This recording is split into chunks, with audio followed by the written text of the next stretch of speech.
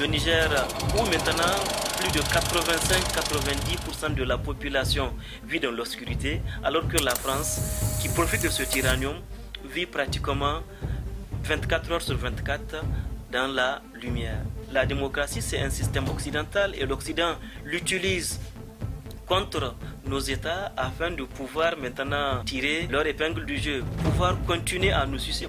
Les Français, ils ne s'attendaient pas, ils n'ont pas eu le temps de manipuler l'opinion. Ces forces ont quitté le pays et maintenant le pays a les mains libres donc pour chercher les voies et les moyens pour s'épanouir. Maintenant, concentrons-nous sur le Niger, votre pays. En fait, après Oui. son indépendance, le Niger a hérité du modèle politique pluraliste légué par la France, mais ce système ne correspond pas parfaitement à la réalité nigérienne et Mhm. plusieurs coups d'État ont eu lieu malheureusement. Ce Oui. modèle politique fait-il l'objet de débats chez vous? Il fait présentement l'objet des débats ici et là parce que on a prospecté à la veille des indépendances en 1960 ce système pluraliste qui malheureusement a conduit à un premier coup d'État civil, l'imposition d'un parti unique, puis l'intrusion des militaires à plusieurs reprises. Mais même les militaires n'ont pas eu le temps de s'affirmer parce que chaque fois qu'ils arrivent, on fait tout pour les contraindre à quitter le pouvoir pour céder la place aux civils. Alors que quand on regarde la réalité telle qu'elle est, on comprend aisément que nos États, notamment le Niger, n'est pas dans cette logique pluraliste. C'est une logique qui ne permet pas. Et d'ailleurs, quand vous regardez l'ossature des nations les plus avancées au monde, leur principal atout, c'est de commencer sur une logique où il faut un parti fort, une nation forte, où les décisions sont prises par consensus et non où chacun va apporter parce que la démocratie c'est un système occidental et l'Occident l'utilise contre nos États afin de pouvoir maintenant tirer leur épingle du jeu, pouvoir continuer à nous sucer parce que on considère nos États comme étant des greniers de matières premières qu'on peut venir gruger, qu'on peut venir sucer, prendre et s'en aller pendant que nous restons dans la misère. Donc, prenez un peu le cas du Niger.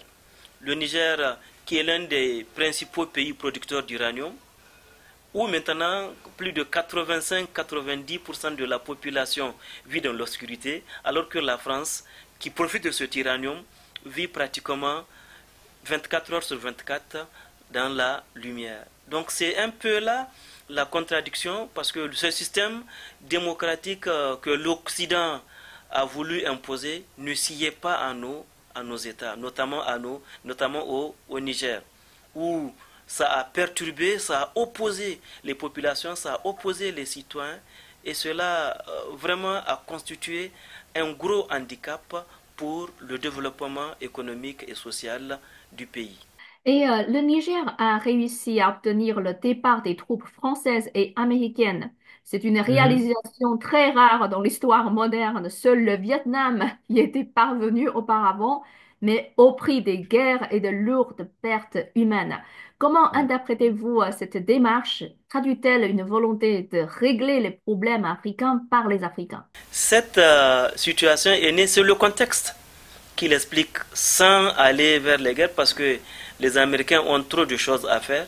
Les Français n'ont pas d'autre choix face à la volonté du peuple parce que cette fois-ci, ils n'ont pas eu le temps, ils ne s'attendaient pas, ils n'ont pas eu le temps de manipuler l'opinion qui était d'ailleurs pratiquement exacerbée de tout ce qui se passait dans le pays. Il y a beaucoup de choses dont certains on ne peut pas les dire directement sur le plateau, mais les Français ont pendant longtemps grugé, ont pendant longtemps, ce qui a fait que le peuple était pour la première fois uni comme un seul homme pour dire non à la présence occidentale au Niger.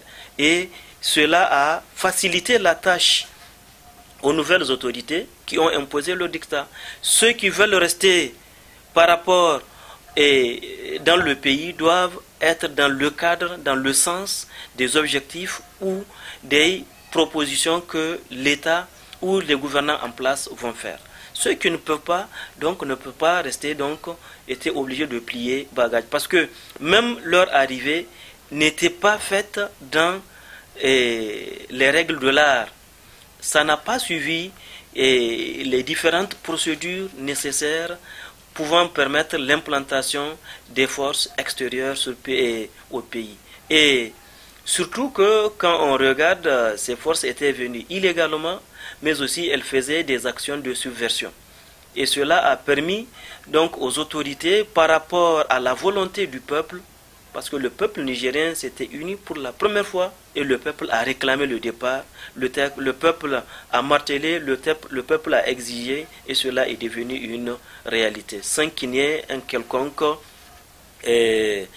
coup de fusil, malgré bien sûr un moment la réticence des Français qui avaient voulu résister sous l'injonction de leur président, mais Dieu faisant bien les choses, donc et avec la volonté du peuple, on est arrivé à une solution à l'amiable. Ces forces ont quitté le pays et maintenant le pays a les mains libres donc pour chercher les voies et les moyens pour s'épanouir. Et tout à l'heure, vous avez dit, en fait, le Niger souffre d'une économie peu diversifiée. C'est un héritage Mhm, à la fois de la colonisation française, mais aussi de la période post-coloniale. Comment mhm. sortir de cette situation et bâtir une économie véritablement indépendante? Je crois que c'est vrai, le Niger a souffert, mais on doit s'inspirer par exemple du modèle chinois. La Chine est devenue l'un des géants du monde. Donc nous devons nous inspirer. Il faut d'abord qu'on ait confiance en nos réalités socio-culturelles. Mais aussi, il faut que le pays soit dans la position de valoriser ses propres productions. Qu'elles soient toutes les productions donc de matières premières, qu'elles soient les matières premières agricoles ou minérales.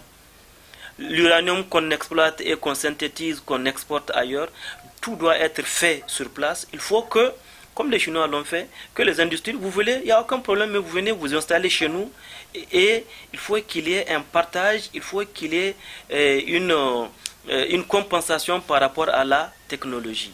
Et au-delà, maintenant, le pays doit se lancer dans des grands travaux. Il ne s'agit pas de rester juste pour des actions minières, non, non, mais il faut se projeter dans l'avenir. En se projetant de l'avenir, il faut une véritable stratégie de développement. Il faut qu'on sache ce qu'on veut, ce qu'on cherche et où on veut arriver, où on veut aller. Et pour cela, toutes les options sont possibles en mettant en place des stratégies de développement assez adéquates en se basant sur nos réalités socio-culturelles. Et ces réalités socio-culturelles ne doivent pas être négligées par rapport au bon. Et c'est ce qui explique d'ailleurs, parce que je dis toujours, nous devons nous inspirer des autres. Aujourd'hui, vous voyez, nous sommes obligés, vous et moi, à échanger dans cette langue qui ne nous appartient pas, qui vient d'ailleurs, alors qu'on peut le faire dans une langue locale du Niger et avec le chinois que vous parlez. Mais malheureusement, donc cela est là. Donc il faut que certaines barrières culturelles soient transcendées pour que nous revenions à nos valeurs réelles. Nous apprécions beaucoup le bon des Chinois et c'est une occasion, je crois, qui nous est offerte au Niger pour pouvoir aller de l'avant. Faire en sorte que nous revalorisons et que nous mettons l'accent sur ce que nous avons. Nous sommes un pays avec des richesses qu'on ne peut pas imaginer. Toutes les richesses qu'on peut avoir ailleurs, on les retrouve au Niger. Comme dirait un de nos hommes politiques, c'est un scandale géologique. Et avec des terres aussi exceptionnelles pour produire d'un point de vue agricole. Et avec une population assez jeune. Donc nous avons tous les atouts pour nous relancer, pour être un pays qui va être sur la voie de développement, un pays qui va se développer en un temps record. Et cela ne peut se faire qu'en mettant l'accent, comme on l'a fait chez vous, et ailleurs, comme à Cuba, en mettant l'accent sur l'éducation. Il faut une formation de base qui puisse permettre maintenant de comprendre. Il faut mettre les moyens qu'il faut pour que la formation soit une formation de pointe, une formation qui permettra à l'ensemble du peuple de comprendre qu'il y a des enjeux, qu'il y a aussi des défis à relever par rapport au développement national. Ceci conclut la deuxième partie et dans la dernière partie, l'AES contre les frontières coloniales, la jeunesse sahélienne en première ligne. Ne ratez pas la fin explosive.